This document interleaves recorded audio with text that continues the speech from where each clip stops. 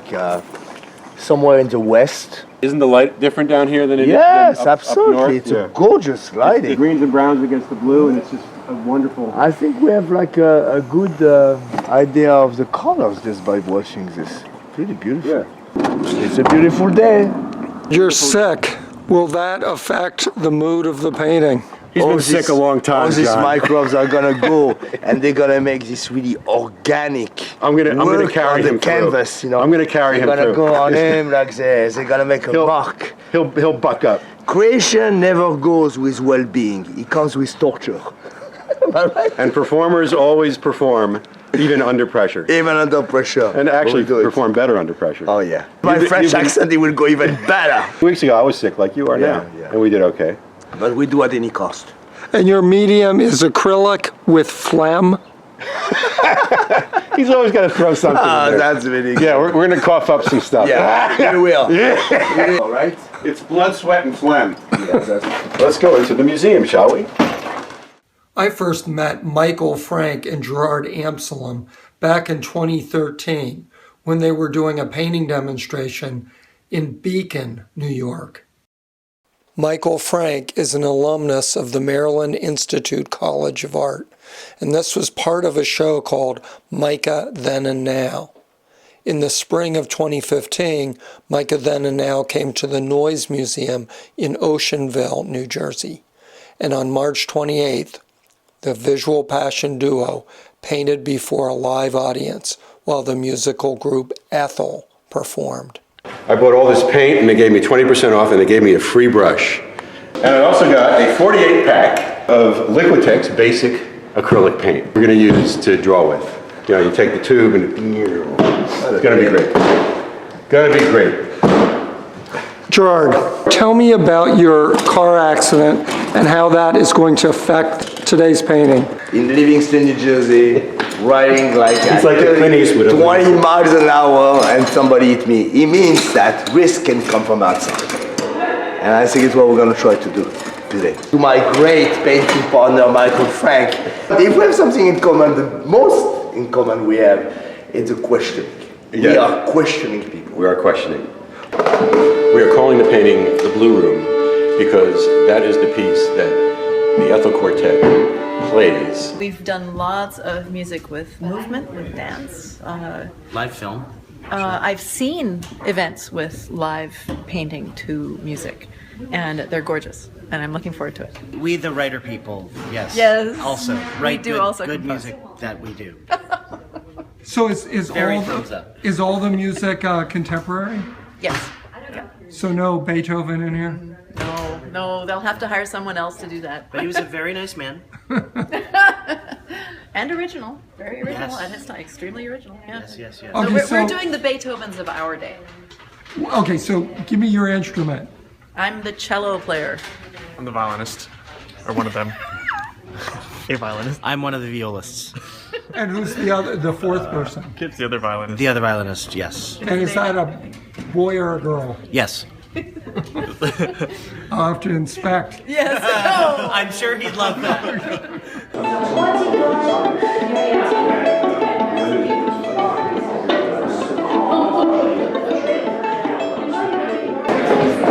Still up there floating. Is Ralph kind of a skittish guy? Never. Yeah, he's stable as they come. What you play will affect the way this artwork develops. We're aware of that.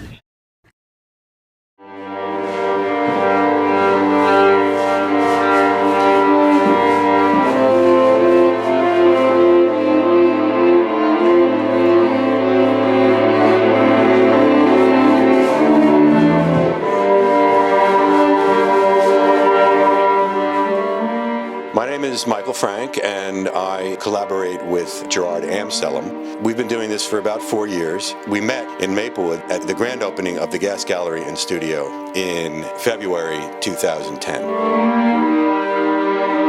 My father had just died, and Gerard had a brother who had died a few years earlier, and so we had a nice conversation about death. It bonded us immediately, and we became very close friends very quickly. And my name is with Gerard Amsellem. Through the conversation, we had a strong connection, and I like what Mikel was doing as a painter. I approached him a little bit later, and I say, well, Mikel, do you think that maybe we can try to do some collaboration? Gerard came up with the idea of painting together, which at the time I didn't think was going to work, but I said, what the heck, let's give it a shot. It at first was not the most successful endeavor. The paintings were not so great. In fact, I think we threw those ones away.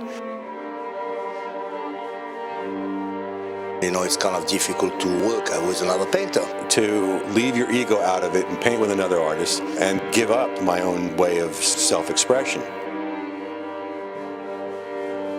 One day I told him, let's do a very big canvas. The first big painting was a passing where we're starting to paint all day, live painting, and this was really the beginning of the visual passion. Really try to explore all this aspect of creation. Gerard said, well, why don't we open it up to the public and invite everybody to come watch us? And I said, oh my God, what are we going to do? In my early years of painting, I hated anybody watching me do anything.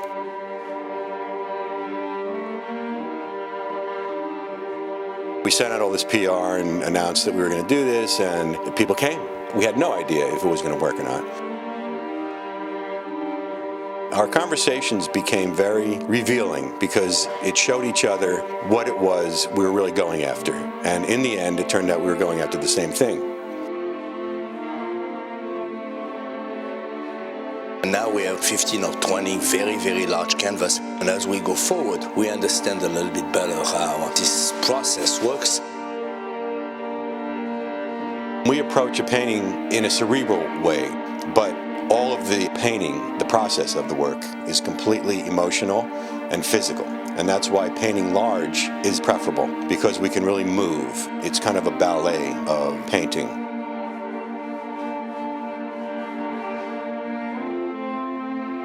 Sometimes we push into each other, push away from each other.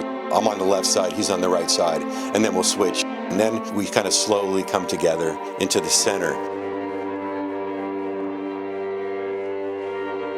At one point, you'll say, well, it needs to have some paper, some collage elements.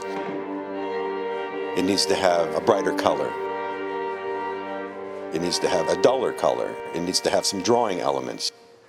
We give each other permission to paint out anything we want that the other one has done. When it happens, you feel a twinge. What? You didn't like that? You painted that out? But the end result usually benefits from that happening. And then, of course, the question is, when do you know it's finished? Well, you know it's finished when you just can't do anything else to it. I say to Gerard, I think we're finished. And he goes, okay, you're right, it's finished. We can't do anything else to this painting. And hopefully the goal is to have a way of doing performance art with music like we're doing today.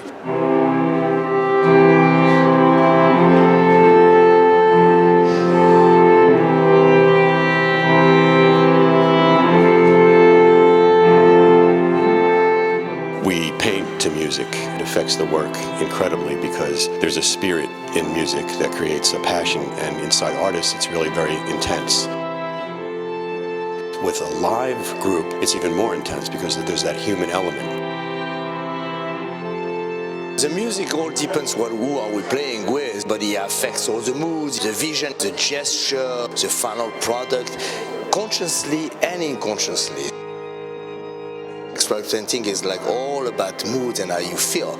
We hope, as playing with different musicians and different style of music, we will see just by looking at the paintings what kind of music was playing at that time.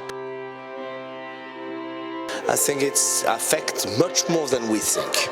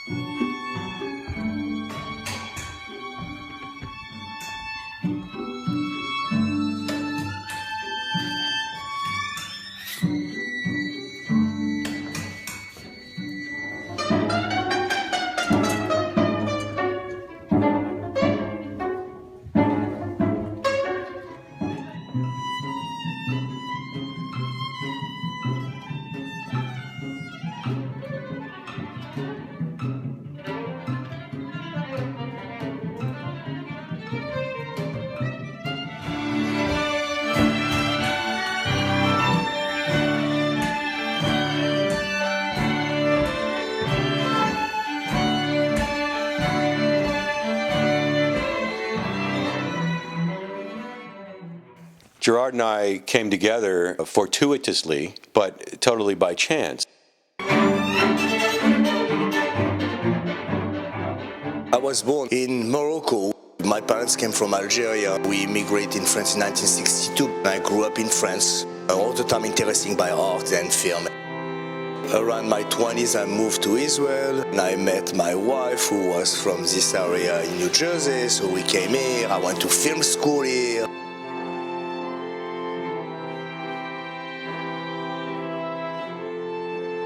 He's a Sephardic Jew. I'm an Ashkenazic Jew. I was brought up in New Jersey, and he was brought up in Paris. His father was a physical education teacher. My father was a stockbroker. They had very different approaches to life, but somehow when Gerard and I met, we clicked. I felt it right away, and he talks about how he felt it right away. And I think it was based on our artistic sensibility. Our art heroes are de Kooning, Rauschenberg, Twomley, Johns, artists like that. My relationship to Mikel is kind of like a brother, but a brother with, like, on the top of it, a connection with our taste. We like the same painters. We look at life in very similar ways. He's a very close friend of mine where I can talk to him about anything I need to talk to. We aren't brothers, but we are like brothers. We aren't related, but it's like we're related. We're not married, and we're not gay. Two heterosexual men who have a link. We're very, very close. Could he be somebody I had connection in my last life? It's possible, but it's certainly something strong. I worked at the Metropolitan Museum of Art as stage manager for concerts and lectures. I did that for 28 years and just retired. And now I'm devoting my life to my family and my painting. And Gerard calls me the retired man now. For the last 20 years, I've been a teacher in school, where I teach language, I teach film too. This is where I am today. I continue my creative passion and at the same time making a living here. He's a real film buff, and he's also a filmmaker. He's a director. His next film is called When If Not Now, and he asked me to be line producer for that film, which I'm proud of. He was supposed to be the producer on the next film, a line producer and organizing everything, but because he moved to North Carolina, it's not going to be possible. This collaboration is not just on painting, there's a lot of different aspects of it, and we'll try to work it out together, even if it's really far away from each other. We'll try to work out and get something positive. Hopefully, we don't know where the future is going to take us, but I know we'll continue working together. We're a good team. We become together a third artist. That's the beauty of it.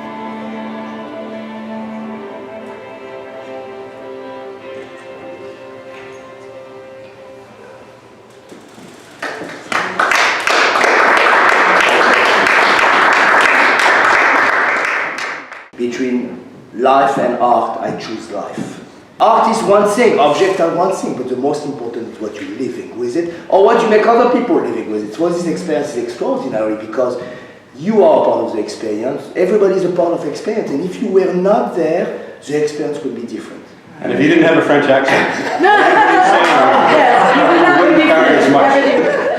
I don't know it's so important, the final product, but what we lived in the last 2 hours is exceptional. And I really want to thank you very much for this because it was really an exceptional experience. I got a question. Yeah. Did the musicians live up to what you hoped for? That is what makes us rise to the occasion, so to speak. If the musicians are as good as these guys are, we wouldn't be inspired to do what we do. We painted to recorded music, and it's just not the same because you have the human element here. And the human element really enhances the experience, enhances the work, being in the moment. When time stands still, and time never stands still. So when we're in it, you know, and they're playing and we're painting, and it's really all about this kind of exchange of feelings and ideas and power and action and movement and sound and motion and on and on. You're completely in the moment and in the zone. And the zone is just phenomenal. I'm sure you know Joseph Campbell, and Joseph Campbell says something very interesting. Is like, when you leave something right, you know it. And I think that this is beautiful. When you land up with time, with creation, or with another person that you love or something with them, you know it. All the rest of the time, you know that you are not in it. But when you are in it, you really live it, you know that you are in it. Yeah, I get anxious before we start. But not when we're going. You know, then it all kind of goes on. We're not here to prove anything. So, tell you the truth, I don't care what you think about this. You know, I mean, Well, I care what you say. No, I care what you say. no, but what A composer sits in a room, puts dots on a paper, and says, great, my piece is now complete. But the piece isn't actually complete until it gets handed to people like us to actually make sense of those dots on paper. The finished product of our work doesn't actually exist until that performance, which actually puts those dots on paper into a time experience. What you folks normally do doesn't have that time element. And it's fascinating to me that you're actually putting yourselves in that performance space that's just old hat to us. And it's really fascinating to me that you're saying that the finished product is not so much the point, because you're actually saying exactly what we say as composers. The dots on the paper aren't the finished product. That you were actually composing live in front of us. When Dorothy puts dots on a paper, I love looking at those dots, and it's an amazing thing. These dots are also exceptional. I want to congratulate you both for actually manifesting that kind of experience for us as well, because this is also in what we create very central to that idea that the music, we love making it, we feel very expert, but it's also inconsequential to the act of giving your passion, just, you know, being alive. And we've never experienced this, that we should see something grow and become while we're making our music. This was completely spontaneous. You know, experts in parallel, but we had no idea how we were going to. It's interesting that we inspire each other. There was a famous quote from Rocky. Rocky's asked Adrian, why do you love her so much? And he says, she fills the gaps. And we all have gaps. And if you find somebody who can fill them, then you just reach higher levels of something. Yeah, I mean, it's all... And you fill my gaps.